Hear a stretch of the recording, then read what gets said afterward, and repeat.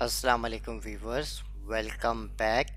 हमेशा की तरह स्क्रीन पे आपको मेरा Facebook, Google plus, Twitter, YouTube का लिंक नज़र आ रहा होगा और साथ ही साथ मेरी ब्लॉग का एड्रेस भी नज़र आ रहा होगा। और एक चीज़ और, मैंने एक डोमेन परचेज़ किया है urduitpoint.com। अनकरीब मैं ये वेबसाइट लॉन्च भी कर दूंगा ताकि आप लोगों को एक्सरसाइज फाइल भी दे सकूं। तो आप लोग इस साइट के ऊपर जाएंगे तो वहाँ पे बाकायदा हर सब्जेक्ट सही है, जो भी हम पढ़ेंगे हर लेक्चर के लिहाज से वहाँ पे एक्सरसाइज फाइल मौजूद होंगी, जिसकी वजह से आप लोग क्या कर सकते हैं, एक्सरसाइज फाइल को डाउनलोड कर सकते हैं और आप लोगों को काफ़ी हेल्प मिलेगी, मदद मिलेगी जो भी हम पढ़ रहे हैं उसके ऊपर काम करने में। तो माइक्रोसॉफ्ट एक्सेस 2013 ट्रेनिंग, आज का हमारा टॉपिक है माइक्रोसॉफ्ट एक्सेस 2013 की ट्रेनिंग। ठीक हो गया। और हमेशा की तरह विद आमिर शहजाद, सही है, आप लोग मेरे साथ ही इस कोर्स को पढ़ रहे हैं। डेटाबेस क्या होता है? शुरू में जब मुझे भी नहीं मालूम था तो मैं भी कंफ्यूज हो जाता था कि डेटाबेस क्या है। सही है, आपके पास कोई भी ऐसा डेटा जिसको आपने क्या किया, एक मखसूस अंदाज में या एक मखसूस तरीके से उसको आपने क्या किया, स्टोर किया हुआ है, तो उसको हम कहते हैं डेटाबेस। अमूमन डेटाबेस क्या होता है, एक टेबल की शक्ल में ही होता है। सही है, टेबल से अंदर क्या होती है, हर इंडिविजुअल रो के अंदर एक डेटा होता है। ठीक है, तो आप यूँ कह सकते हैं कि बेसिकली जो टेबल होता है वो आपका एक डेटाबेस होता है। ठीक है, ये सिर्फ समझने की हद तक मैंने कहा है आप लोगों को। ठीक हो गया। ऑब्जेक्ट व्यू, हम लोग माइक्रोसॉफ्ट एक्सेस की बात कर रहे हैं, तो डेटाबेस ऑब्जेक्ट्स जो हैं वो माइक्रोसॉफ्ट एक्सेस के लिहाज से मैंने यहाँ पे बताए हुए हैं। डेटाबेस के ऑब्जेक्ट्स क्या क्या होते हैं? सबसे पहले टेबल्स होता है जिसके अंदर आपका डेटा होता है। सही है, टेबल्स के अंदर कॉलम्स होती हैं और रोज़ होती हैं। ठीक हो गया। क्यूरीज, क्यूरीज क्या होता है कि हमें टेबल के लिहाज से जो भी हमारा डेटा है उसमें से अगर हमें कोई चीज़ चाहिए, सही है, कोई भी डेटा चाहिए, तो हम उसके लिए क्या करते हैं, क्यूरी को जनरेट करते हैं। उसके बाद क्या है, हमारे पास फॉर्म्स हैं। सही है, फॉर्म्स हम बनाते हैं ताकि हम लोग क्या कर सकें, अपने डेटा के साथ इंटरेक्ट कर सकें। ठीक है, उसके बाद हम लोग रिपोर्ट्स, जो भी हमारा डेटा है उसके लिहाज से हमने कोई कैलकुलेशन करनी है, प्रिंट करना है या जो भी करना है, उस लिहाज से हम लोग क्या करते हैं, रिपोर्ट्स को जनरेट करते हैं। मैक्रोस के ज़रिए हम लोग बहुत सारी चीज़ें असाइन करते हैं अपने डेटाबेस के ऊपर कि डेटाबेस ओपन हो तो तब क्या होना चाहिए, कोई मैसेज देना चाहते हैं किसी को, उसको हम डीपली बाद में देखेंगे। ठीक हो गया। तो मेन हमारे पास ये 5 डेटाबेस के ऑब्जेक्ट्स होते हैं। ऑब्जेक्ट्स व्यू दो तरह के होते हैं, एक डेटा ओरिएंटेड व्यू होता है और एक स्ट्रक्चर ओरिएंटेड व्यू होता है। दोनों को हम वन बाय वन देखेंगे। अगर किसी को यहाँ पे समझ नहीं आ रही तो परेशान होने की कोई ज़रूरत नहीं है, हम इसको वन बाय वन देखेंगे। डेटा स्टोरेज प्रॉब्लम, जब भी हम लोग डेटा स्टोर करते हैं तो उसमें हमें कुछ प्रॉब्लम्स आती हैं। लाइक स्क्रीन पे आपके पास दो तरह की टेबल है।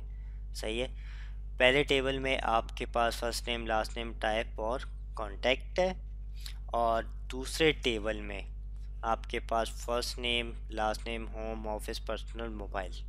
ठीक है, पहला जो टेबल है उसमें सबसे पहला नाम अगर हम देखें, अभी गेल हनी, तो इसके घर का एड्रेस आ रहा है हमारे पास, घर का एड्रेस कह रहा हूँ, सॉरी, इसके घर का कॉन्टैक्ट नंबर हमारे पास आ रहा है साइड में।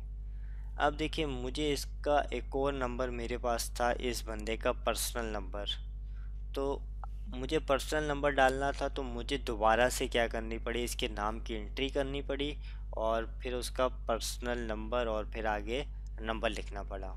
ठीक हो गया। तो ये क्या हुआ कि मुझे डेटा को, मतलब ये है कि एक ही शख्स के डेटा को मुझे दोबारा लिखना पड़ा, उसका नाम और लास्ट नेम लिखना पड़ा। तो ये क्या था, ये डेटाबेस की प्रॉब्लम थी। होना तो यूँ चाहिए था कि जैसा कि आप लोगों को नीचे नज़र आ रहा है first name, last name, home, office, personal, mobile. तो इसमें देखिए अबिगेल हनी का मैंने होम का नंबर और पर्सनल का नंबर दोनों को सेपरेट किया हुआ है। लेकिन यहाँ पे भी एक प्रॉब्लम है। अब ये जो अबिगेल हनी है इसके ऑफिस का और मोबाइल नंबर नहीं है। ठीक है, मतलब कहने का ये है कि इसके ऑफिस का नंबर भी नहीं है और ऑफिस का जो मोबाइल नंबर है वो भी नहीं है। तो यहाँ पे क्या हो रहे हैं कि हमारे पास दो सेल्स जो हैं वो ब्लैंक जा रहे हैं। ठीक है, तो ये भी हमारे पास एक तरह की प्रॉब्लम है। ठीक है, वो इस पे परेशान ना हो, इस प्रॉब्लम को भी हम सॉर्ट करना देखेंगे कि किस तरीके से हम इस प्रॉब्लम को सॉर्ट करते हैं। डेटा स्टोरेज प्रॉब्लम, सही है। इस प्रॉब्लम को सॉर्ट करने के लिए हम लोग इस तरह के टेबल्स बनाते हैं, दो तरह के टेबल बनाते हैं। एक में उसका first name last name store कर देते हैं और दूसरे टेबल में हम लोग टाइप और कांटेक्ट। ठीक है, दो टेबल हमारे पास बनेंगे, एक में उसका नाम स्टोर होगा और दूसरे में टाइप और कांटेक्ट, कि उसके फ़ोन की टाइप कौन सी है और उसका कांटेक्ट क्या है। फिर हम लोग क्या करते हैं, उन दोनों के बीच में एक रिलेशन कायम कर देते हैं। लाइक अगर आप देखें अबिगेल हनी, सही है, इसका कॉन्टैक्ट आईडी है 1 और ये जो दूसरा टेबल है इसमें अगर आप देखें कॉन्टैक्ट आईडी 1 के सामने लिखा है होम और फिर देन 5 के बाद अगर आप देखें तो यहाँ पे आ रहा है 1, कॉन्टैक्ट आईडी 1 और सामने आ रहा है पर्सनल। तो मुझे पता चल गया है कि ये दोनों किससे बिलोंग करते हैं, ये अबिगेल से करते हैं क्योंकि दोनों का कॉन्टैक्ट आईडी 1 है। ठीक है, तो इस तरीके से हम लोग क्या करते हैं, इस प्रॉब्लम को सॉर्ट आउट करते हैं। इसमें हम लोग क्या करेंगे, इस सब्जेक्ट के अंदर एक्सेस के अंदर हम जो पढ़ेंगे वो हम लोग टेबल्स में डेटा को स्टोर करना सीखेंगे। स्टोर करने के साथ साथ हम उसके ऊपर रूल्स को अप्लाई करना सीखेंगे। मतलब ये है कि अगर मैंने एक कॉलम रखा है जिसमें मैं चाहता हूँ कि कोई भी शख्स डेट डाले तो वो डेट आज की होनी चाहिए, वो कोई पुरानी डेट ना डाल दे या नई डेट ना डाल दे, या जो भी किसी भी किस्म का इस तरह के जो रूल्स हैं वो हम लोग क्या करेंगे, अप्लाई करके देखेंगे। देन हम लोग क्या करेंगे, क्यूरीज के ऊपर काम करेंगे। सही है, हम लोग अपने डेटा को रिट्राइव करने के लिए टेबल्स के अंदर जो भी डेटा होता है उसको हमने जब रिट्राइव करना है तो हम लोग क्या करते हैं, उसके लिए क्यूरी जनरेट करते हैं। उसके बाद हम लोग क्या करेंगे, फॉर्म्स के ऊपर काम करेंगे। जिस फॉर्म हम किस लिए बनाते हैं, ताकि हम लोग अपने डेटा के साथ इंटरेक्ट कर सकें। ये मैंने एक छोटी सी मिसाल आप लोगों को यहाँ पे फॉर्म की दी हुई है। ठीक है, हम लोग एडवांस लेवल के फॉर्म देखेंगे, जस्ट मैंने यहाँ पे छोटा सा एक फॉर्म पेस्ट किया। ठीक हो गया। देन हम लोग कस्टमाइज बटन भी बनाएंगे। ठीक है, उसके बाद हम लोग क्या करेंगे, रिपोर्ट्स के ऊपर काम करेंगे, देन मैक्रोस के ऊपर काम करेंगे। ठीक हो गया। तो यहाँ पे ये स्लाइड हो गई ख़त्म। अब हम बात करते हैं कि माइक्रोसॉफ्ट एक्सेस 2013 को ओपन किस तरीके से किया जाए या उसका शॉर्टकट किस तरीके से बनाया जाए ताकि वो हमें इजीली एक्सेस कर सकें उसको। तो उसके लिए मैं यूज़ कर रहा हूँ विंडोज़ 8। तो आप इसके लेफ़्ट साइड पे नीचे कॉर्नर पे आके क्लिक कर दें या कीबोर्ड के ऊपर से आप विंडो की प्रेस कर दें। तो मैंने यहाँ से क्लिक किया। तो अगर मैं इसको यहाँ से स्क्रॉल करूँ तो देखिए मेरे पास यहाँ पे एक्सेस अपीयर नहीं हो रहा। तो हम लोग क्या करते हैं, सबसे पहले एक्सेस का शॉर्टकट बनाते हैं। मैंने कीबोर्ड के ऊपर से सिंपली टाइप करना शुरू कर दिया एक्सेस। तो ये देखिए मेरे पास यहाँ पे लिखा हुआ नज़र आ गया एक्सेस 2013। सही है, ये उसी सूरत में नज़र आएगा जब आपके कंप्यूटर में ये सॉफ्टवेयर इंस्टॉल होगा। अगर यहाँ पे नज़र नहीं आ रहा तो इसका मतलब ये आपके कंप्यूटर पे इंस्टॉल नहीं है।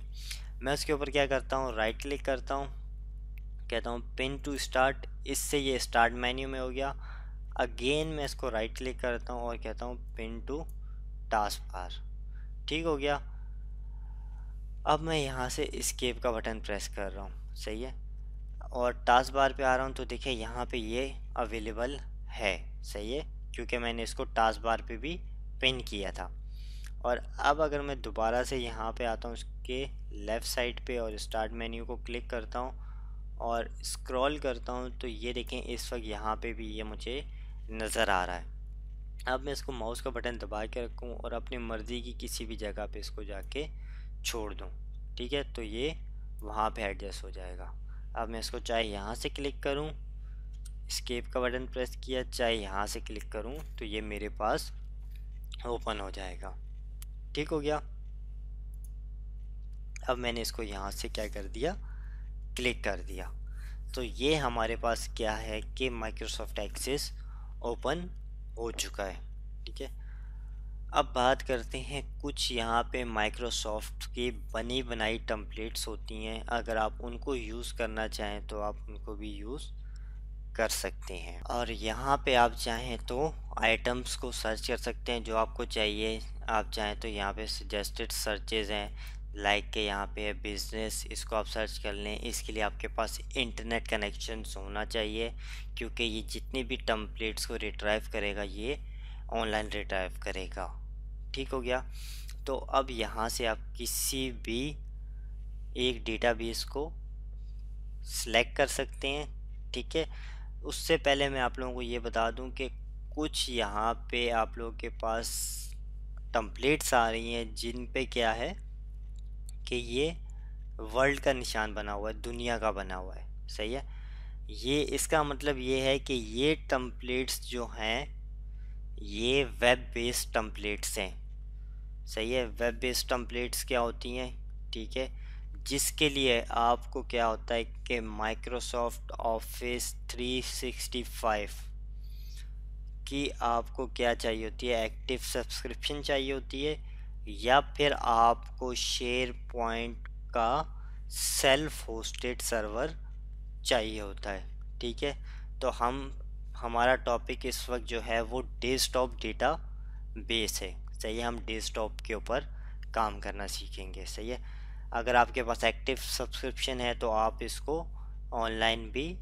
बना सकते हैं। ठीक है, तो कोई भी टेम्पलेट अगर आपको पसंद आती है आप उसको क्लिक करें। सही है, देन आप उसका नाम लिखें। सही है, लोकेशन सेलेक्ट करें और यहाँ से क्रिएट को क्लिक कर दें। ठीक हो गया, तो मैं यहाँ से इसको क्लोज को क्लिक कर रहा हूँ। ठीक है, अब यहाँ पे सबसे पहले हम लोग बात करते हैं बैक। ठीक है, मैंने बैक के बटन को प्रेस किया तो आपको यहाँ पे शो हो रहा है रिसेंट। सही है, आपने जो भी लास्ट टाइम फाइल्स को ओपन किया होगा वो आपको शो हो रही होंगी यहाँ पे। ठीक है, तो मैंने यहाँ पे अभी फ़िलहाल किसी भी टेम्पलेट्स को ओपन नहीं किया है या किसी भी एक्सेस डेटाबेस को ओपन नहीं किया, तो वो मुझे यहाँ पे शो नहीं हो रही है। ठीक है, तो अब बात कर लेते हैं, मिसाल के तौर पे मुझे एक ब्लैंक डेटाबेस बनानी है। तो ये देखें, ये इसके आगे दुनिया का निशान बना हुआ है, तो इसका मतलब ये क्या है कि ये वेब बेस है। ठीक है, अगर मैं इसके ऊपर कर्सर छोड़ता हूँ तो भी मुझे नज़र आ रहा है कि ये वेब एप्स है। तो मुझे क्या करना है, डेस्कटॉप डेटाबेस बनानी है, तो मैं यहाँ से ब्लैंक पे आता हूँ। ठीक है, यहाँ पे नाम देता हूँ, लाइक मैंने कहा नाम है उर्दू IT पॉइंट। ठीक है, और मैंने यहाँ से कहा क्रिएट। ठीक है, तो ये मेरे पास क्या हो गई, एक डेटाबेस बन चुकी है। ठीक है, तो डेटाबेस को सेव करने का क्या तरीका है, यहाँ से आप इसको क्या करते हैं, सेव को क्लिक कर दें। ठीक है, ये देखें यहाँ पे आपके पास ये टेबल का नाम पूछ रहा है। सही है, फाइल का नाम नहीं पूछ रहा। फाइल का नाम क्यों नहीं पूछ रहा, क्योंकि जब हम डेटाबेस बना रहे थे, सही है, जब हमने क्रिएट को क्लिक किया था, ठीक है, उससे पहले जो हमने नाम दिया था वो फाइल का नाम दिया था। ठीक हो गया, फाइल का नाम आपको यहाँ पे भी नज़र आ रहा होगा। मैंने शुरू में डेटाबेस 1 को मिटाया नहीं था, तो इसने जो फाइल मेरे पास क्या की है, सेव की है, वो सेव की है डेटाबेस 1 उर्दू IT पॉइंट के नाम से। ठीक है, तो हमेशा याद रखिएगा जब आप क्रिएट को क्लिक करते हैं तो उस वक्त जो नाम देते हैं आप, वो क्या होता है, आपकी फ़ाइल का नाम होता है। ठीक हो गया, मैं इसको यहाँ से कैंसिल कर रहा हूँ, फाइल मेन्यू पे जा रहा हूँ और यहाँ से इसको क्लोज़ कर रहा हूँ। मैंने क्लोज़ क्यों किया, क्योंकि मुझे आप लोगों को एक ऑप्शन बताना है, उसके लिए मैंने इसको क्लोज़ किया है। तो मैं यहाँ से आता हूँ अगेन फाइल के ऊपर, और फिर आता हूँ मैं यहाँ से ओपन के ऊपर। एक पहले से बनी हुई डेटा को क्या करते हैं, ओपन करते हैं। मैं यहाँ से आया ओपन, ठीक है, और यहाँ से आया कंप्यूटर, और फिर मैंने यहाँ से ब्राउज़ किया अपने डेस्कटॉप को। ठीक हो गया। डेस्कटॉप पे मैंने यहाँ पे एक्सेस एक्सरसाइज फाइल के नाम का फ़ोल्डर रखा हुआ है, इसको मैंने ओपन किया, लेक्चर 1, और यहाँ पे मैंने एक फ़ाइल ऐड की हुई है, उर्दू IT पॉइंट ट्रस्टेड, ठीक है।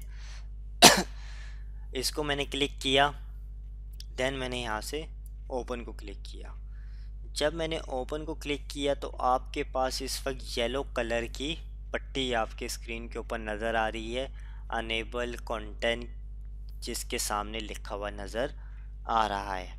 ये क्यों आ रहा है, क्योंकि जब भी आप कोई डेटाबेस को ओपन करते हो एक्सेस की, तो उसके पीछे कुछ माइक्रोस चलते हैं, सही है, जो डेंजरस होते हैं, ठीक है। तो आपको एक्सेस को बताना पड़ता है कि भाई इन मैक्रोस को आपने चलने देना है या नहीं। आप सिंपली क्या करें, क्लोज के बटन को क्लिक कर सकते हैं, ठीक है, या आप यहाँ से अनेबल कंटेंट को क्लिक कर सकते हैं, या फिर आप क्या कर सकते हैं, यहाँ पे आ रहा है some active content has been disable, click here कह रहा हूँ, क्लिक फॉर मोर डिटेल, इसको क्लिक कर दें। तो यहाँ पे देखें अनेबल कंटेंट आ रहा है। अगर मैं इसको यहाँ से क्लिक करता हूँ तो यहाँ पे आ रहा है अनेबल ऑल कंटेंट। मैं इसको यहाँ से भी अनेबल कर सकता हूँ, और अगर मैं वहाँ से क्लिक करता तो वहाँ से भी इसको अनेबल कर सकता था। तो मैं यहाँ से इसको अनेबल कर देता हूँ, अनेबल ऑल कंटेंट। तो इस फाइल के तमाम कंटेंट्स क्या हो गए हैं, अनेबल हो गए हैं। अब बात करते हैं हम लोग कि मेरे पास एक लोकेशन है, लाइक ये जो मैंने फ़ोल्डर बनाया था, मैं चाहता हूँ कि इसके अंदर जितनी भी फाइल्स हैं इनको मैं जब भी ओपन करूँ तो एक्सेस मुझे ये वार्निंग शो नहीं करे, बल्कि उसके बैक एंड पे जितने भी मैक्रोज हैं उनको क्या कर दे, रन कर दे। तो उसके लिए हमें उस लोकेशन को क्या करना पड़ता है, ट्रस्ट लोकेशन के अंदर ऐड करना पड़ता है। तो वो किस तरीके से करते हैं, फाइल मेन्यू पे आए आप, यहाँ से हम लोग आते हैं ऑप्शन के ऊपर, यहाँ से आते हैं हम लोग ट्रस्ट सेंटर के ऊपर, फिर आते हैं यहाँ से ट्रस्ट सेंटर सेटिंग, इसको मैंने यहाँ से क्लिक किया, सही है। देन हम जाते हैं ट्रस्टेड लोकेशंस, इसको क्लिक करते हैं। तो यहाँ पे स्क्रीन पे आपको इस वक्त शो हो रही हैं वो लोकेशन शो हो रही हैं जो बाय डिफ़ॉल्ट इसमें ऐड है। मुझे एक नई लोकेशन को ऐड करना है, तो मैं यहाँ से कहता हूँ ऐड न्यू लोकेशन, ठीक हो गया। अब यहाँ से मैं इस ब्राउज़ को क्लिक करता हूँ, देन वो फोल्डर मेरे पास पड़ा हुआ है डेस्कटॉप पे, एक्सेस एक्सरसाइज फाइल, इसको मैंने ओपन किया और ओके कर दिया, ठीक है। अब मेरे पास इसका पूरा पाथ यहाँ पे मुझे शो हो रहा है, ठीक है। एक चीज़ का ख्याल कर लें कि आप इस सब folder of this location are also trusted को भी चेक लगा दें। मैं यहाँ से इसको चेक लगा देता हूँ, ठीक है। इससे क्या होगा कि इसके अंदर जितने भी फोल्डर्स हैं वो सारे के सारे ट्रस्टेड में आ जाएंगे, ठीक है। तो दोबारा जब भी हम इस फोल्डर के अंदर से कोई भी फाइल ओपन करेंगे तो वो हमें वार्निंग शो नहीं करेगा, बल्कि तमाम के तमाम मैक्रोज अनेबल कर देगा। ये आप उन्हीं फाइल्स के साथ कीजिएगा, जिन उन्हीं फाइल्स या उन्हीं फोल्डर के साथ कीजिएगा जिनके ऊपर आप ट्रस्ट करते हैं, क्योंकि सम टाइम पे ये बहुत डेंजरस होता है कि आप किसी को ट्रस्टेड लोकेशन के ऊपर डालते हो। तो मैं यहाँ से इसको ओके करता हूँ, ओके करता हूँ, और फिर यहाँ से ओके करता हूँ। तो अब ये जो लोकेशन है ये मेरे पास ट्रस्टेड में ऐड हो चुकी है, ठीक है, अब जब भी मैं इस लोकेशन से कोई भी फाइल ओपन करूँगा तो वो मुझसे ये नहीं कहेगा, ये नहीं पूछेगा कि मैं इसके माइक्रोस को इनेबल करूँ या नहीं करूँ, बल्कि वो क्या करेगा, डायरेक्टली इसको ओपन कर लेगा। ठीक हो गया। अब हम बात करते हैं रिबन्स की। सही है। स्क्रीन के ऊपर आपको जो नज़र आ रहा है वो होम, क्रिएट, एक्सटर्नल और डेटाबेस टूल्स ये नज़र आ रहे हैं। सही है। तो सबसे पहले हम लोग बात कर लेते हैं जो स्क्रीन पे आपको नज़र आ रहा है होम का। इसमें आपके पास view, clip art, sort, record, find और टेक्स्ट फॉर्मेटिंग ये क्या हैं, ग्रुप्स हैं। ठीक हो गया। उसके बाद हम लोग बात करते हैं, ये दूसरा है हमारे पास क्रिएट का। सही है। इसके ज़रिए हम लोग क्या करते हैं, टेबल्स वगैरह जनरेट करते हैं, क्यूरी फॉर्म्स वगैरह को डिज़ाइन करते हैं। एक्सटर्नल डेटा, अगर हमारे पास कोई डेटा है जो किसी एक्सटर्नल सोर्स में पड़ा हुआ है, लाइक एक्सेल की फ़ाइल है उससे डेटा इंपोर्ट करना है, कोई टेक्स्ट फाइल है उसमें इंपोर्ट करना है, या फिर हमें एक्सपोर्ट करना है, लाइक ये हमारे पास सेक्शन आ रहा है एक्सपोर्ट का। हमने डेटा एक्सपोर्ट करना है। ठीक है। एक्सेस कह रहा, हमने डेटा एक्सपोर्ट करना है एक्सेल की फ़ाइल के अंदर, पीडीएफ के अंदर, या ईमेल भेजनी है या वर्ड के अंदर, तो हम लोग क्या करते हैं, एक्सटर्नल डेटा मेन्यू पे आते हैं और देन इंपोर्ट या एक्सपोर्ट करते हैं। ठीक हो गया। उसके बाद हमारे पास यहाँ पे है डेटाबेस टूल, जिसके ज़रिए हम रिलेशन वगैरह को ऐड करते हैं। इन तमाम की तमाम चीज़ों को हम देखेंगे। तो सम टाइम पे क्या होता है कि हमें स्पेस चाहिए होता है काम करने के लिए। ठीक है। तो हम लोग क्या करते हैं, इस रिबन को कोलैप्स कर देते हैं, बंद कर देते हैं। किस तरीके से, यहाँ पे ये देखें आपको एरो नज़र आ रहा है। ठीक है। इसको आप क्या कर दें, क्लिक कर दें, तो ये तमाम का तमाम आपका जो रिबन है वो हाइड हो गया। अब ये कहाँ पे गया, इसके लिए आप लोगों को परेशान होने की ज़रूरत नहीं है। सही है। ये रिबन दोबारा आ जाएगा। किस तरीके से आएगा, आप किसी भी मेन्यू को क्लिक करें तो ये आपके सामने अपीयर हो जाता है। ठीक है। अगर कहीं बाहर क्लिक कर देंगे आप, ठीक है, जैसे कि मैं यहाँ पे क्लिक कर रहा हूँ, तो ये दोबारा से हाइड हो जाएगा। अब मैं चाहता हूँ कि ये बार बार हाइड ना हो बल्कि मुझे स्क्रीन पे शो हो, तो उसके लिए मैं यहाँ पे मैंने होम को क्लिक किया और ये जो आपके सामने नज़र आ रहा है इसको मैंने यहाँ से क्या कर दिया, पिन कर दिया। ठीक है। तो अब ये स्क्रीन के ऊपर ऑलवेज़ अवेलेबल होगा। ठीक है। ये हाइड नहीं होगा।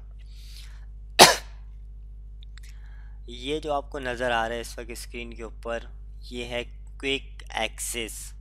क्विक एक्सेस टूल बार में हम कुछ चीज़ें डाल देते हैं जिनको हम बार बार यूज़ करते हैं।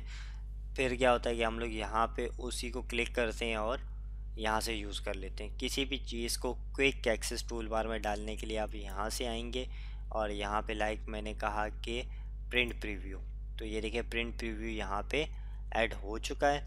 अब मुझे सिंपली क्या करना होगा, इस बटन को क्लिक करना होगा और मुझे प्रिंट प्रीव्यू नज़र आ जाएगा।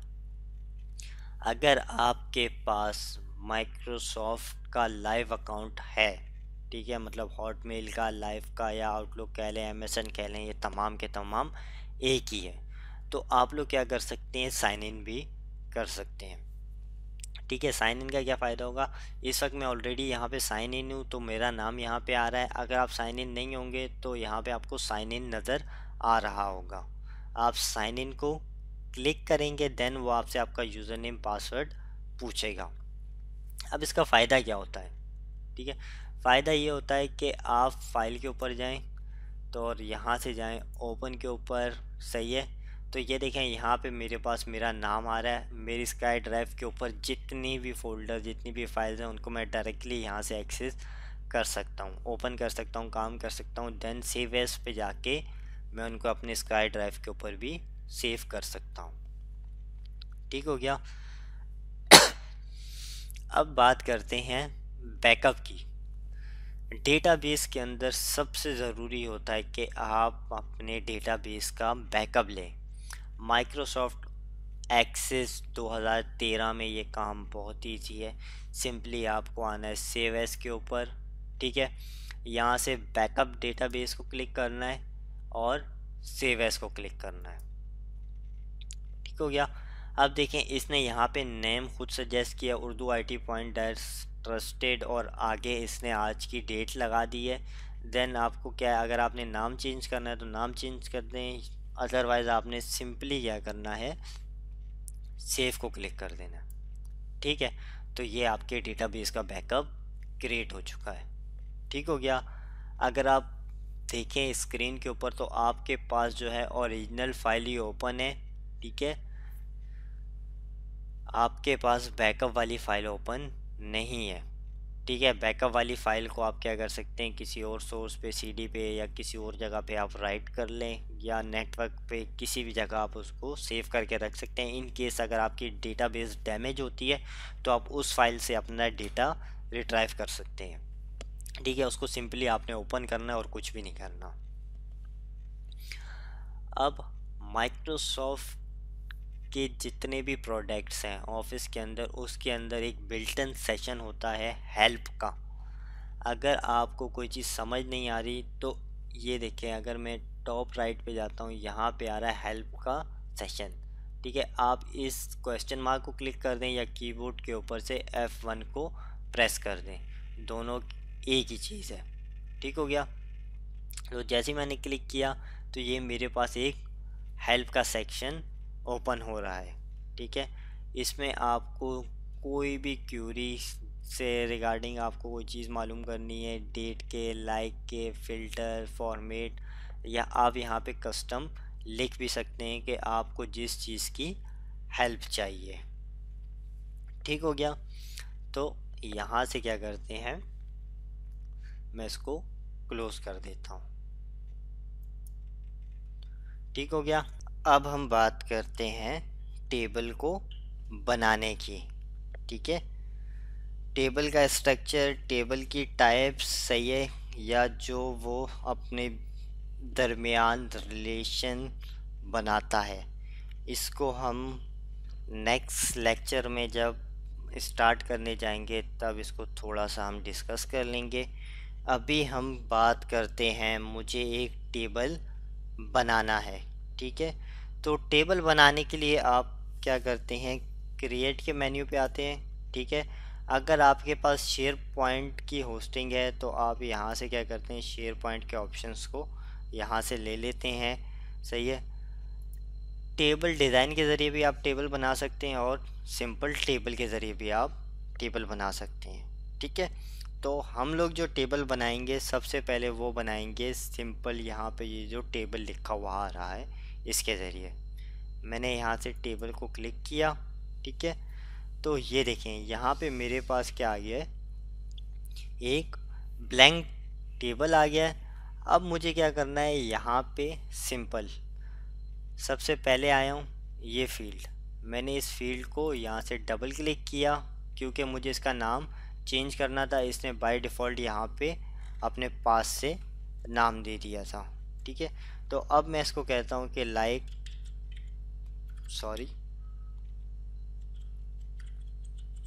कस्टमर ID, ठीक है। और अगर मैं यहाँ पे डेटा टाइप पे आऊँ, ठीक है, डेटा टाइप के ऊपर आ रहा है ऑटो नंबर, सही है। ये वो फील्ड है जो मुझे क्या चाहिए, ऑटो चाहिए। मतलब ये है कि जब भी मैं रिकॉर्ड ऐड करूँगा तो इस फील्ड के अंदर मैं कुछ भी नहीं लिखूँगा, बल्कि इस फील्ड के अंदर माइक्रोसॉफ्ट एक्सेस मेरे लिए एक ऑटो नंबर्स को जनरेट करेगा। देन मैं क्या करता हूँ, टैब का बटन प्रेस करता हूँ। टैब में चलें, अब हम यहाँ पे डिस्कस कर लेते हैं। ये हमारे पास मुख्तलिफ़ किस्म्स की क्या हैं, डेटा टाइप्स हैं, जिसको मैंने कहा था कि हम नेक्स्ट लेक्चर में पढ़ेंगे, लेकिन हम उसको यहीं पे पढ़ लेते हैं। सबसे पहले आपको नज़र आ रहा है शॉर्ट टेक्स्ट, सही है। शॉर्ट टेक्स्ट के अंदर क्या होता है कि हमारे पास लिमिट होती है 255 करैक्टर की, ठीक हो गया। इसी तरीके से आपको नीचे नज़र आ रहा है लॉन्ग टेक्स्ट, इसके अंदर हमारे पास जो करैक्टर लिखने की लिमिट होती है वो 65,536 होती है। ठीक है। करेंसी, जब हमने करेंसी का साइन शो करना होता है तो हम लोग क्या करते हैं, इस डेटा टाइप को यूज़ करते हैं। डेट एंड टाइम डालनी होती है तो इस डेटा टाइप को यूज़ करते हैं। जब हमने कोई क्यूरी यस या नो सही में पूछना होता है आंसर, तो उसके लिए हम यस और नो वाली क्यूरी को देखते हैं। लुकअप एंड रिलेशनशिप, ये हम लोग उस सूरत में यूज़ करते हैं कि जब हमें इसको बताना हो कि आपने इस डेटाबेस के अंदर से ये चीज़ को क्या करना है, देखना है। ठीक हो गया। उसके अलावा हमारे पास है अटैचमेंट है, हाइपर लिंक्स है, फिर कैलकुलेटेड फील्ड है। ठीक है। अटैचमेंट्स में क्या होता है कि हम लोगों ने कोई भी पिक्चर वगैरह ऐड करनी है तो हम लोग क्या करते हैं, अटैचमेंट करते हैं। पुराना जो फॉर्मेट था वो OLE ऑब्जेक्ट्स, अगर आपके पास कोई पुराना वर्जन है तो उसमें आपको अटैचमेंट की जगह OLE ऑब्जेक्ट नज़र आ रहा होगा। अगर आपने क्या करना है, कोई भी पिक्चर या कोई भी अटैचमेंट करनी है फाइल, तो उस पुराने फॉर्मेट को यूज़ मत कीजिए बल्कि इस अटैचमेंट वाले फॉर्मेट को यूज़ कीजिए। हाइपर लिंक, अगर हमें किसी चीज़ को लिंक करना होता है, सही है, किसी का लिंक बनाना होता है, जैसे वेबसाइट के ऊपर मुख्तलिफ पेजेस के आपस में लिंक होते हैं, इसी तरीके से अगर हमने किसी फाइल का लिंक बनाना है तो उसके लिए हम लोग हाइपर लिंक को यूज़ करते हैं। तो अब मैं यहाँ पे क्या करता हूँ कि हर डेटा टाइप के नीचे देखें, हर अल्फ़ाबेट, जैसे कि सबसे पहले आ रहा है शॉर्ट टेक्स्ट, इसमें टी के नीचे लाइन है, सेकंड वाले में एन के नीचे लाइन है, थर्ड में यू के नीचे लाइन है। ठीक है। और फोर्थ में डी के नीचे, इस तरीके से हर एक के पास हर एक टेक्स्ट के नीचे एक लाइन है। अगर मुझे शॉर्ट टेक्स्ट वाली फील्ड लेनी है, या तो मैं इसको यहाँ से क्लिक कर दूँ या सिंपली टी का बटन प्रेस कर दूँ तो ये फील्ड मेरे पास, मतलब डेटा टाइप ये वाला सेलेक्ट हो जाएगा। मैं यहाँ से इसको क्लिक करता हूँ। सिंपल मुझे क्या करना है, नाम देना है। लाइक मैंने यहाँ से कहा फर्स्ट नेम। ठीक है। टैब का बटन दबाया, अब मैं टी का बटन प्रेस कर रहा हूँ। फिर मैंने कहा यहाँ से लास्ट नेम। ठीक है। फिर मैं यहाँ से टैब का बटन प्रेस कर रहा हूँ और मैंने यहाँ से फिर टी का बटन दबाया और मैंने यहाँ से कहा फ़ोन नंबर। ठीक है। अब देखें ये फ़ोन नंबर क्या है कि ये तो न्यूमेरिक डेटा है, तो यहाँ पे मैंने शॉर्ट टेक्स्ट क्यों लिया? शॉर्ट टेक्स्ट इसलिए लिया है मैंने क्योंकि मुझे इन नंबर में कोई कैलकुलेशन नहीं करनी। नंबर्स वाली फील्ड में वहाँ पे लेता हूँ, सही है, जहाँ पे मुझे कोई ना कोई कैलकुलेशन करनी हो। जब मुझे कैलकुलेशन नहीं करनी, ठीक है, तो फिर मैं उसको क्या कर रहा हूँ, शॉर्ट टेक्स्ट में ले रहा हूँ, क्योंकि नंबर्स के बीच में कभी कभार बीच में माइनस का निशान आता है, कभी ब्रैकेट्स आती हैं, तो उसके लिए क्या है कि शॉर्ट टेक्स्ट सबसे बेहतरीन डेटा टाइप है। ठीक हो गया। अब ये हमारे पास क्या हो गया है, टेबल बन चुका है। ठीक है। अब हम इस टेबल को क्या करते हैं, सेव करते हैं। डेटा ऑलरेडी मैंने यहाँ पे फ़ाइल को सेव कर लिया है, तो मुझे फ़ाइल का नाम इसको बताने की ज़रूरत नहीं है। मैं इसको सेव को क्लिक करूँगा तो ये मुझसे टेबल का नाम पूछेगा कि किस नाम से इस टेबल को सेव करना है। तो मैं यहाँ से सेव को क्लिक कर रहा हूँ, तो देखिए इसने मुझसे टेबल का नाम पूछा। यहाँ पे मैंने कहा लाइक कस्टमर। ठीक है। और फिर मैंने यहाँ से इसको कहा ओके। ठीक हो गया। अब जैसे ही मैंने ओके कहा तो ये देखें लेफ़्ट हैंड साइड पे टेबल्स में कस्टमर का नाम लिखा हुआ, मतलब कि कस्टमर के नाम का टेबल है वो मुझे इसने शो कर दिया। ठीक हो गया। अब मुझे कोई भी डेटा इसमें लिखना है। ठीक है। लाइक मैंने यहाँ से क्लिक किया और मैंने जस्ट यहाँ पे टाइप करना शुरू कर दिया। लाइक मैंने कहा आमिर, यहाँ से कहा शहजाद, और यहाँ से मैंने नंबर दिया 1 2 3 और यहाँ से डैश जो भी नंबर है, ठीक है, वो नंबर डाल दिया। ठीक है। अब मुझे दूसरा रिकॉर्ड डालना है तो मैं क्या करता हूँ, टैब का बटन दबाता हूँ। ठीक है। तो ये देखें दोबारा मैंने टैब का बटन दबाया। लाइक मैंने यहाँ से कहा कि इमरान। ठीक है। और यहाँ से मैंने कहा ये शेख, और यहाँ से भी मैंने इसका नंबर दे दिया। लाइक ये इसका नंबर है। ठीक है।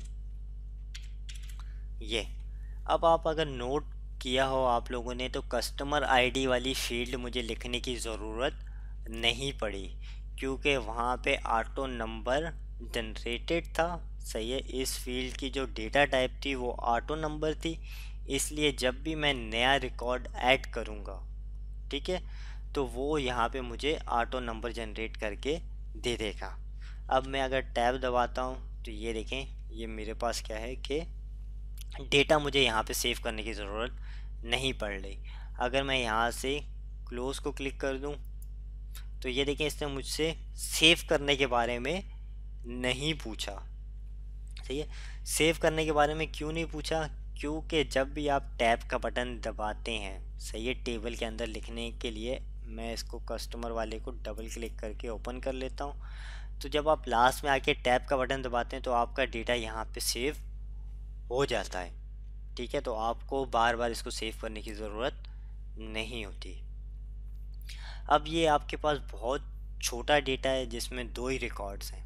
ठीक है, मैं नीचे आता हूँ, यहाँ पे आप लोगों को स्क्रीन पे नज़र आ रहा है, ठीक है, रिकॉर्ड 1 of 2, ये आपको बता रहा होता है कि आपके पास टोटल कितने रिकॉर्ड हैं। अगर मैं इस नेक्स्ट को क्लिक करूँ तो ये देखिए नेक्स्ट रिकॉर्ड पे आ जाता है। अगर मैं इसको क्लिक करूँ तो ये फ़ौरन जंप करेगा पहले रिकॉर्ड पे। अगर मैं इसको क्लिक करूँ तो ये लास्ट के ऊपर रिकॉर्ड जंप करेगा, चाहे मेरे पास 1000 हैं, चाहे 2000 रिकॉर्ड हैं, चाहे 5000 हैं। ठीक है, इस तरीके से। अब अगर मुझे नया रिकॉर्ड लिखना है तो मुझे मालूम है कि मैं सिंपल यहाँ पे आऊँगा, इंटर करूँगा और टाइपिंग शुरू कर दूँगा। अगर मेरे पास 10,000 रिकॉर्ड होते या 20,000 रिकॉर्ड होते और मुझे फ़ौरन क्या करना है, यहाँ पे एक नया डेटा इंटर करना है, तो उसके लिए मैं क्या करता, ये देखें, मिसाल के तौर पे मैं पहले रिकॉर्ड के ऊपर हूँ, तो मैं यहाँ पे क्या आता है, यहाँ पे आता है न्यू ब्लैंक रिकॉर्ड। जैसे ही मैंने क्लिक किया तो ये देखें, ये मुझे ब्लैंक रिकॉर्ड के ऊपर ले गया और यहाँ पे जस्ट मैंने क्या करना है, टाइप ही करना है। ठीक हो गया। अब मैं क्या करता हूँ, एक और टेबल को जनरेट करता हूँ। ठीक है, किस तरीके से, मैं या क्रिएट और यहाँ से कहा मैंने टेबल। सही है, अब यहाँ पे इसको मैंने चेंज करना है आईडी को। सही है, तो लाइक मैंने यहाँ से कहा क्रेडिट कार्ड आईडी।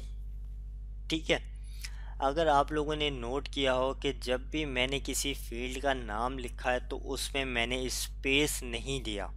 ठीक है, माइक्रोसॉफ्ट एक्सेस आपको अलाउ करता है कि आप क्या करें, अपने फील्ड्स के बीच में स्पेस दे सकते हैं, लेकिन एज अ स्टैंडर्ड यूज़र मैं रिकमेंड करता हूं कि आप लोग स्पेस मत दीजिएगा। सही है, क्योंकि बहुत सारे क्या होते हैं, डेटाबेस होते हैं जो आपको स्पेस अलाउ नहीं करते। तो ये एक आपकी अच्छी आदत हो जाएगी कि आप इसमें क्या करेंगे, स्पेस नहीं देंगे। अगर आप किसी और डेटाबेस पे काम कर रहे हैं तो आपको एटलीस्ट एरर नहीं आएगा, कि आप लोगों को अंदाज़ा हो जाएगा कि भाई आप लोगों की एक आदत बन जाएगी कि मुझे स्पेस नहीं देना। ठीक हो गया। अब मैं टैब का बटन प्रेस करता हूँ, टी प्रेस करता हूँ। सही है, इसमें मैं कहता हूँ कार्ड नेम। ठीक हो गया। यहाँ से फिर मैं अगेन इधर से टैब का बटन प्रेस करता हूँ और यहाँ से फिर मैं कहता हूँ शॉर्ट टेक्स्ट और यहाँ से मैं कहता हूँ कार्ड टाइप, फिर टैब और फिर यहाँ से मैं इसको कहता हूँ डेट एंड टाइम। ठीक है, और यहाँ से मैं कहता हूँ एक्सपायरी। ठीक हो गया। अब मैं फिर टैब का बटन दबा रहा हूँ। ठीक है, इसमें मेरे पास देखें 4 फील्ड हैं, credit card ID, customer name, card type, expiry. अब मुझे एक ऐसी चीज़ चाहिए जो इन क्रेडिट कार्ड्स को मुझे बता सके कि ये क्रेडिट कार्ड किसका है।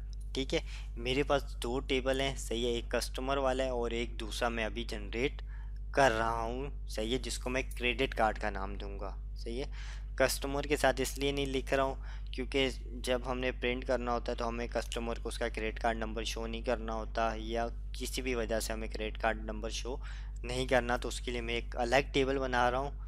अब मुझे क्या करना है, यहाँ पे एक ऐसी फील्ड चाहिए जो मेरे इस क्रेडिट कार्ड फील्ड को लिंक करवा सके कस्टमर वाले टेबल के साथ। तो मैं यहाँ से क्या करता हूँ, नंबर ले लेता हूँ। ठीक है, नंबर वाला मैंने डेटा टाइप ले लिया, सिंपली मैंने एन प्रेस किया और यहाँ से मैंने कहा कि कस्टमर आईडी।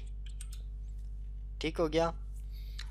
और फिर मैं इसकी पोजीशन को यहाँ से क्या कर सकता हूँ, सेट कर सकता हूँ। लाइक मैंने किसी भी फील्ड को क्लिक किया या इसको क्लिक किया और फिर इसको मैंने यहाँ से उठा के और शुरू में ले गया। देन मैंने यहाँ से सेव को क्लिक किया और मैंने यहाँ से कहा क्रेडिट कार्ड और यहाँ से ओके कर दिया। ठीक है, तो ये मेरे पास क्रेडिट कार्ड का टेबल भी बन गया। अब मुझे क्रेडिट कार्ड डालना है जो आमिर यूज़ करता है। तो मुझे मालूम है आमिर की कस्टमर आईडी क्या है, 1 है। सिंपली मैं यहाँ पे गया, मैंने यहाँ पे टाइप किया 1 और उसका 1 टाइप किया और उसका मैंने कार्ड का नेम डाल दिया। लाइक मैंने कहा पर्सनल। ठीक है, ये उसका पर्सनल कार्ड है। कार्ड का टाइप क्या है, वीज़ा है। एक्सपायरी पे जब मैं आया हूँ तो यहाँ से मैंने क्लिक किया और यहाँ से उसकी एक्सपायरी बता देता हूँ कि ये उसकी एक्सपायरी है। ठीक है, इसी तरीके से टैप किया, दूसरी फील्ड, तीसरी फील्ड, इस तरीके से हम लोग क्या करते हैं, एक दोनों के बीच में लिंक बनाते हैं। ठीक हो गया। तो यहाँ पे भी अगर रिलेशन का समझ नहीं आया तो घबराएं मत, मैंने सिंपल आपको एक छोटी सी मिसाल दी है। मैंने अभी कोई रिलेशनल डेटा नहीं बनाया। तो रिलेशन बेस्ड डेटा हम लोग बनाएंगे, उसमें आप परेशान होने की ज़रूरत नहीं है। ठीक हो गया। अब मैं क्या करता हूँ, यहाँ पे इन टेबल्स को क्लोज कर देता हूँ दोनों को। ठीक है, ये मेरे पास जो टेबल आ रहा है कस्टमर वाला, इसको मैं क्या करता हूँ, डिलीट कर देता हूँ। राइट क्लिक किया, डिलीट, और यहाँ से मैंने कहा यस। ठीक है, ये मुझे वार्निंग शो कर रहा है कि इसके अंदर जो भी चीज़ें सब की सब डिलीट हो जाएंगी। अब मेरे पास कस्टमर का डेटा पड़ा हुआ है एक एक्सेल की फ़ाइल में, मैं उसको क्या करता हूँ, यहाँ पे इंपोर्ट करता हूँ। ठीक है, तो किस तरीके से किया जाएगा, एक्सटर्नल डेटा के ऊपर आप आएंगे। सही है, तो याद रखिएगा इंपोर्ट एंड लिंक वाले एक्सेल को आप क्लिक करेंगे, ना कि ये जो एक्सपोर्ट वाला है इसको। ठीक हो गया। तो मैं यहाँ पे आता हूँ इंपोर्ट लिंक और इसमें एक्सेल के इस नाम को मैंने क्लिक कर दिया। ठीक हो गया। अब मैं यहाँ से आता हूँ ब्राउज़ डेस्कटॉप पे और यहाँ से एक्सेस एक्सरसाइज फाइल लेक्चर 1 और ये मेरे पास है एम्प्लॉयज़ डेटा। ठीक है, मैंने एम्प्लॉयज़ डेटा के नाम से रखा हुआ था, आप कस्टमर डेटा या जिसके नाम से भी आपके पास फाइल अवेलेबल है आप वो रख सकते हैं। तो मैंने यहाँ से इसको सेलेक्ट किया और कहा ओपन। 3 ऑप्शन मेरे पास आ रहे हैं, इंपोर्ट दी source data into new table, कि इस डेटा को नए टेबल के अंदर इंपोर्ट किया जाए, अपेंड अ कॉपी। सही है, कि अगर मेरे पास कोई पहले से टेबल बना हुआ है उस टेबल के अंदर इसको इंपोर्ट किया जाए, या फिर लिंक किया जाए किसी और सोर्स के साथ। ठीक है, तो हम क्या करते हैं, यहाँ से इंपोर्ट करते हैं न्यू टेबल में और मैंने यहाँ से कहा ओके। ठीक है, अब देखें इसने सारा का सारा डेटा यहाँ पे डिटेक्ट कर लिया। अब मुझे क्या है कि इसको बताना है कि ये जो पहला मेरी रो है, ठीक है, ये क्या है, मेरी हेडिंग्स है, ये डेटा नहीं है। तो सिंपली मैं क्या करता हूँ, यहाँ से चेक लगा देता हूँ। जैसे ही मैंने चेक लगाया तो ये डेटा क्या हो गया, मेरा टॉप पे चला गया। ठीक हो गया। तो अब इसने एज्यूम कर लिया कि ये हेडिंग्स हैं, ये कोई डेटा नहीं है। फिर मैंने यहाँ से कहा नेक्स्ट। तो अब देखें एक्सेस इतना एक स्मार्ट है कि वो हर फील्ड की, देखें अगर मैं यहाँ पे क्लिक करता हूँ और डेटा टाइप को देखता हूँ तो ये देखें इसने ऑटोमेटिक खुद ही डिटेक्ट कर लिया कि डेटा टाइप कौन सी रखनी है। जेंडर पे आता हूँ या बर्थ डेट पे आता हूँ। ठीक है, तो ये देखें ये आपको खुद ही बता रहा है, ये आपको करने की ज़रूरत नहीं पड़ी। अगर कोई डेटा टाइप इसने सही से डिटेक्ट नहीं की, अमूमन ये कर लेता है, अगर नहीं की, लाइक यहाँ पे मैं आता हूँ तो देखिए इसने यहाँ पे इसको शॉर्ट टेक्स्ट ही अज्यूम किया, कोई नहीं करता इन केस, तो आप यहाँ से क्या कर सकते हैं, उसको सेलेक्ट कर सकते हैं, या आपने चेंज करना है कोई डेटा टाइप तो आप यहाँ से कर सकते हैं। देन मैंने यहाँ से कहा नेक्स्ट, ठीक है। अब यहाँ पे आ रहा है लेट एक्सेस ऐड प्राइमरी की, एक्सेस को ऐड करने दी जाए प्राइमरी की। प्राइमरी की क्या होती है, सही है, किसी भी डेटाबेस के अंदर एक ऐसी की जिसके ज़रिए हम डेटा को लिंक करते हैं। जैसा कि मैंने आपको बताया था, हमने दो टेबल बनाए थे, एक में कस्टमर आईडी था और एक में क्रेडिट कार्ड आईडी था, ठीक है। ये दोनों की क्या थी, प्राइमरी की थी, मतलब कि किसी भी टेबल में हमें एक प्राइमरी की सेट करनी पड़ती है ताकि हम उसे दूसरे के साथ लिंक कर सकें। अब प्राइमरी की किस फील्ड को रखना चाहिए, जो आपके पास क्या है, हर पर्सन की अलग हो। मिसाल के तौर पे अगर मेरा नाम आमिर है, सही है, तो आमिर किसी और का भी नाम हो सकता है, ठीक है, तो मुझे उसको प्राइमरी की नहीं रखना चाहिए। अगर मुझे प्राइमरी की रखना है तो मुझे किसको रखना चाहिए, लाइक उसका क्रेडिट कार्ड नंबर हर कस्टमर का अलग होता है, उसका एनआईसी नंबर, हर कस्टमर हर बंदे का एनआईसी नंबर अलग होता है, बैंक अकाउंट्स होते हैं, सही, हर बंदे का बैंक अकाउंट अलग होता है। तो इस तरह की फील्ड्स को आप क्या कर सकते हैं, प्राइमरी की बना सकते हैं। तो मैं यहाँ से कहता हूँ चूज़ माई ऑन प्राइमरी की, और मैंने यहाँ से कहा सीरियल नंबर, क्योंकि मुझे मालूम है मैंने सबका सीरियल नंबर अलग रखा है, सीरियल नंबर दोबारा रिपीट नहीं होगा, तो मैंने इसको कहा कि इसको क्या कर दिया जाए, प्राइमरी की बना दिया जाए।